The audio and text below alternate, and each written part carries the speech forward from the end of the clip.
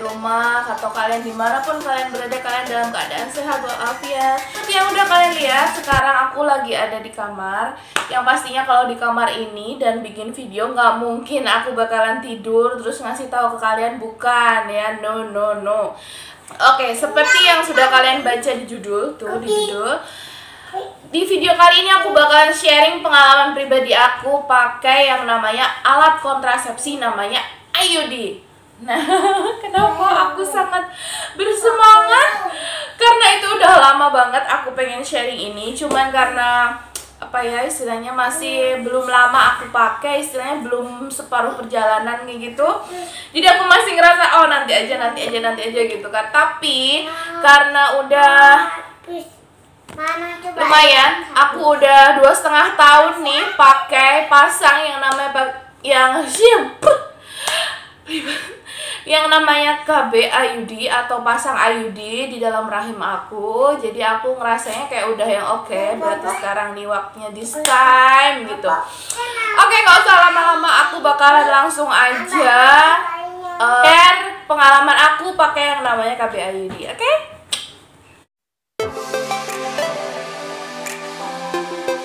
IUD itu adalah semacam alat yang bentuknya kayak gini ya.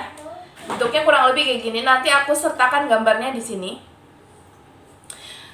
Dan dia alat kontrasepsi yang bentuknya yang non hormon, artinya dia alat doang gitu ya. Cara kerjanya gimana kalian boleh googling, boleh baca artikel. Kalau misalkan aku jabarkan di sini nanti bakalan panjang videonya ya.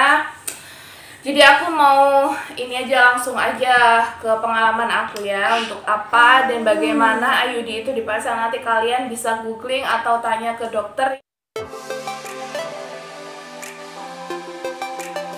Karena satu-satunya alat kontrasepsi yang nggak bikin gemuk itu cuman IUD. Dan aku kalau misalkan udah segini gemuk, terus mau pakai KB lagi yang membuat gemuk lagi, mau jadi kayak apa badan aku? Itu yang pertama. Faktor pertama adalah aku takut gemuk karena udah gemuk. Ngerti gak sih? Aku takut gemuk karena udah gemuk. Jadi gemuknya nanti berlipat-lipat dan aku gak mau kayak gitu. Yang kedua, kenapa aku pilih IUD? Karena dia non hormonal. Karena non hormonal itu, jadi dia tidak mempengaruhi ASI. Nah, kenapa? Karena aku bertekad pengen memberikan ASI eksklusif kepada anak-anakku. Yang Mbak Naya kemarin, yang anak pertama itu, aku nggak pasang KB karena aku belum ngerti, bener-bener belum ngerti yang namanya alat kontrasepsi itu apa aja, terus fungsinya apa, terus efeknya gimana ke badan, ke ASI gimana gitu. Aku mah iya wae gitu ya. Dan akhirnya aku pakailah yang namanya suntik 3 bulan. Jadilah badanku segede ini. Ini 1 kali doang aku suntik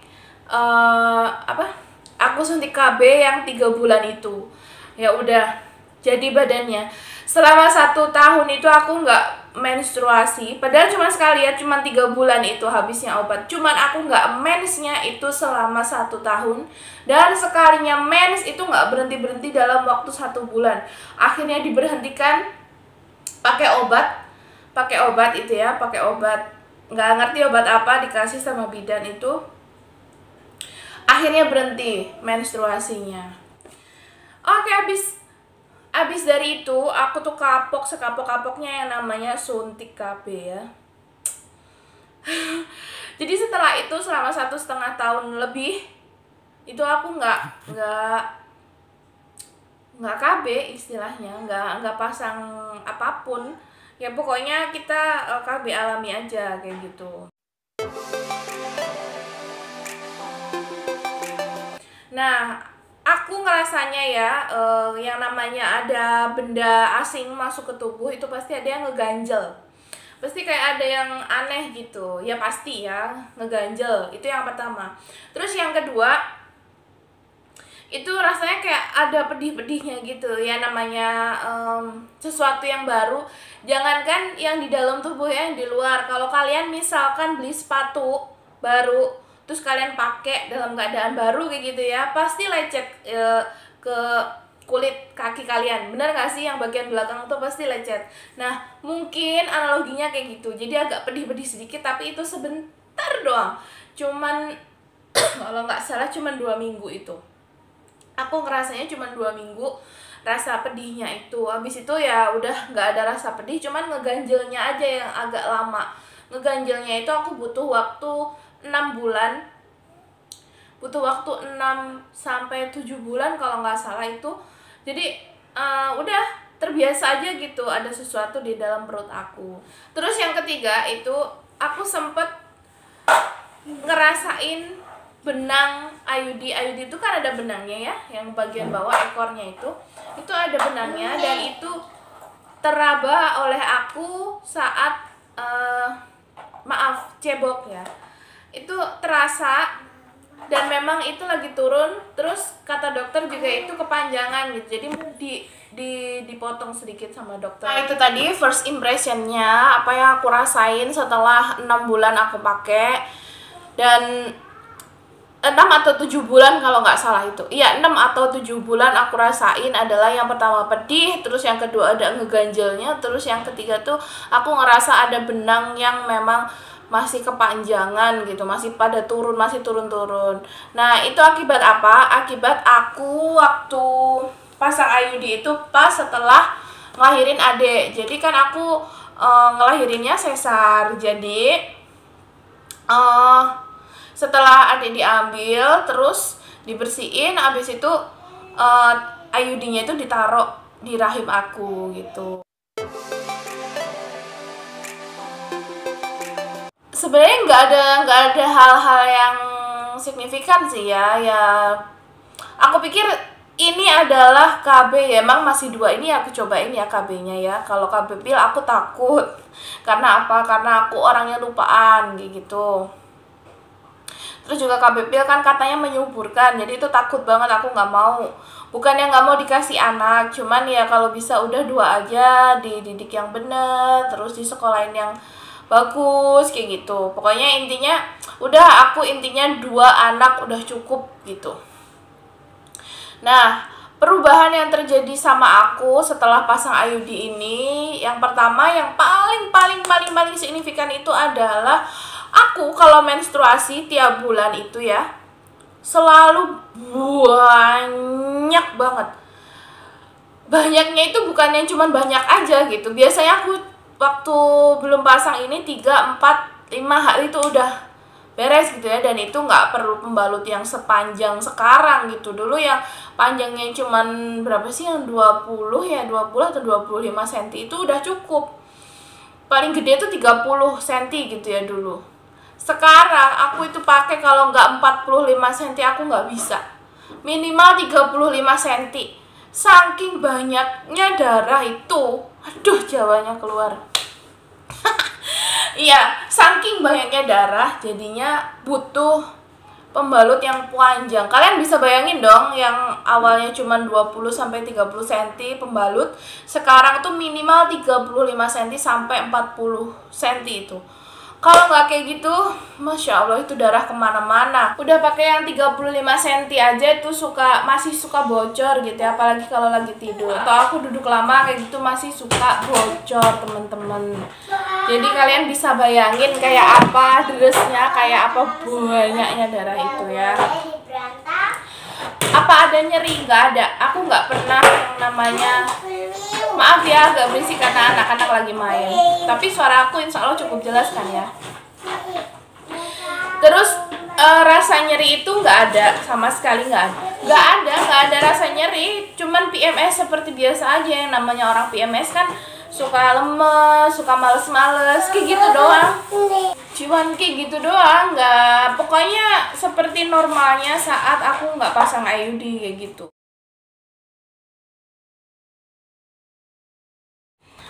Ini adalah pertanyaan yang paling banyak orang tanyakan ke aku, yaitu nggak takut apa kalau baca-baca di sosial media tuh ya, suka ada yang ngeri-ngeri gitu, ada yang berkarat di dalam, hancur di dalam rahim, atau enggak keputihannya banyak, atau kayak gimana gitu ya.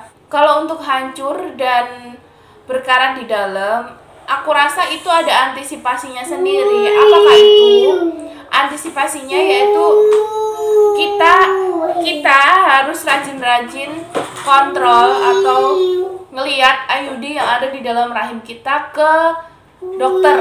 Intinya aku lebih ngerasa nyaman kalau aku ke dokter kayak gitu, supaya yang kita takutkan kayak gitu-gitu itu bisa terjawab dengan baik gitu. Dikontrol, kemudian kalau ada sesuatu tuh cepet teratasi gitu, nggak sampai yang berlarut-larut. Terus kalau masalah keputihan, kalau menurut aku banyak faktor yang bisa menyebabkan keputihan ya teman-teman. Seperti yang kita tahu, keputihan itu bisa terjadi karena memang kita stres, terus pola makan kita nggak bener, terus juga mungkin ada hal yang kurang bersih di situ misalkan ya. Dan banyak faktor lain. Jadi kalau misalkan kalian keputihannya banyak terus nyalahin IUD karena kalian pasang IUD, itu sesuatu yang nanti dulu diperiksa dulu gitu loh. Jadi lebih baik sebelum kalian menyalahkan IUD mending ke dokter. Kalau misalkan kata dokter, oh iya ini gara-gara IUD, berarti kalian nggak cocok gitu. Terus kalau kata orang asam lambungnya suka naik nggak kalau misalkan pasang IUD? Iya, asam lambung aku tuh suka naik akhir-akhir ini ya. Akhir-akhir ini setelah melahirkan Dede. Dan aku ngerasanya emang udah 2 anak yang masih kecil-kecil, yang balita semuanya. Pasti kerjaan rumah tuh banyak dan kayak nggak ada habisnya gitu loh. Terus kayaknya pola makan aku tuh berantakan. Kadang pagi makan, kadang enggak, atau pagi tuh sarapannya udah jam 11 atau udah jam 10 kayak gitu. Itu kan udah berantakan banget gitu ya. Nah, itulah pemicu pertama asam lambung. Nah, kalau misalkan kalian punya asam lambung terus nyalahin IUD, nanti dulu periksa dulu ke dokter. Oke, itu dari aku. Kalau aku sih terus terang bukan gara-gara itu, tapi gara-gara pola makan aku yang berantakan. Pola makan yang berantakan itu bisa berakibat kegemukan. Seperti badan aku sekarang, selain karena KB juga memang karena pola makan berantakan. Terus stres juga iya. Stres kenapa? Karena anak-anak aku aktif semua. Dan kalau misalkan kita ibu berumah tangga ini nggak bisa bener memanajemen emosi, memanajemen waktu, memanajemen perasaan, otak ya, bisa jadi kita tambah gemuk. Kalau aku terus terang, orang kalau misalkan stres tuh malah tambah enak makan, tambah banyak makan. Jadi udah makannya nggak teratur. Terus aku makannya sekali makan tuh banyak. Nah, itulah yang bikin aku tambah gemuk ya. Kalau masalah asam lambung, itu tadi aku nggak ada masalah sama IUD-nya, tapi aku bermasalah sama pola makanku dan apa yang aku makan. Aku tuh suka makan pedas, aku suka makan yang asem-asem kayak gitu. Ya, memang beberapa orang juga bilang kamu tuh setelah melahirkan yang kedua itu kayaknya cepet banget sakit, cepet banget ngedrop gitu. Karena emang anaknya 2 dan masih aktif semua, dan masya Allah aku bersyukur banget gitu ya. Walaupun masih sering sakit, tapi it's okay, nggak masalah. Yaitu perjuangan aku gitu. Itu cara aku menggapai ridho dari yang di atas. Aku nyaranin buat kalian yang udah pasang IUD, jangan lupa kontrol ke dokter di USG kayak gimana posisi, kayak gimana keadaan IUD kalian yang di dalam gitu. Supaya apa? Supaya kalau misalkan ada apa-apa, terjadi sesuatu yang membutuhkan yang berakibat fatal atau yang akan berakibat untuk tubuh kita itu cepat terdeteksi gitu ya. Aku tuh so far nggak ada komplain sama sekali, nggak ada komplain, nggak kok sakit kok apa, nggak ada sama sekali, nggak ada. Oke guys, udah segitu aja video hari ini, semoga bermanfaat dan Kalau misalkan kata-kata aku ada yang salah, boleh diluruskan atau boleh komen apa aja di bawah sini. Jaga kesehatan, tetap jaga jarak, tetap patuhi protokol kesehatan ya teman-teman, supaya kita semua terhindar dari wabah ini. Udah segitu dulu dari aku, anak-anak udah mulai rungsing. Udah dulu videonya, nanti kita